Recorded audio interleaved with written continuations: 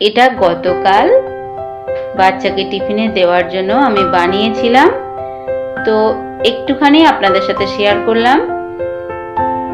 খুব ব্যস্ততার মাঝে সবটা আর করা হয়ে ওঠেনি। বানাচ্ছিলাম পোহা, তো চিড়েগুলো ভালো করে জলে ধুয়ে একটা ঝাঁঝরির মধ্যে জল ঝরাতে দিয়ে কড়াতে কিছুটা পরিমাণ সর্ষের তেল দিয়ে তাতে শুকনো লঙ্কার রাই ফোড়ন দিয়ে একটুখানি গ্রেট করা আদা, কিছু কারি পাতা দিয়ে আমি গাজর, টমেটো আর কাঁচা লঙ্কা আর একটুখানি ধনেপাতা ভেজে নিয়ে ওই চিড়েটা মিশিয়ে দিয়েছি। দিয়ে পরিমাণ মতো নুন আর মিষ্টি এটা দিয়ে নাড়াচাড়া করে ঝরঝরে করে নামিয়ে নিয়েছি।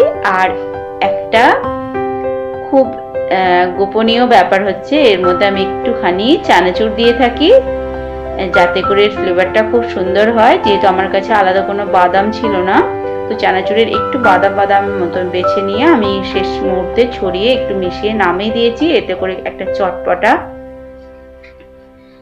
বেশ টেস্ট হয়, এর জন্য বাচ্চারা খেতে খুবই পছন্দ করে। তো আপনারাও এইভাবে ট্রাই করতে পারেন। দেখুন কতটা লোভনীয় দেখতে হয়েছে, আর খেতেও হয় খুব সুস্বাদু। তো এই সিক্রেট মশলা দিয়ে আপনারা অবশ্যই বানিয়ে নিতে পারেন।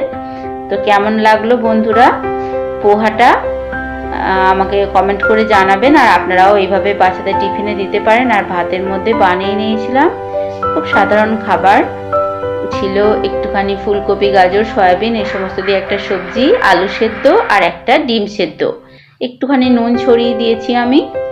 তো এই দিয়েই আমার ছেলে খুব তৃপ্তি সহকারে খাবার খেয়ে স্কুলে চলে গিয়েছিল।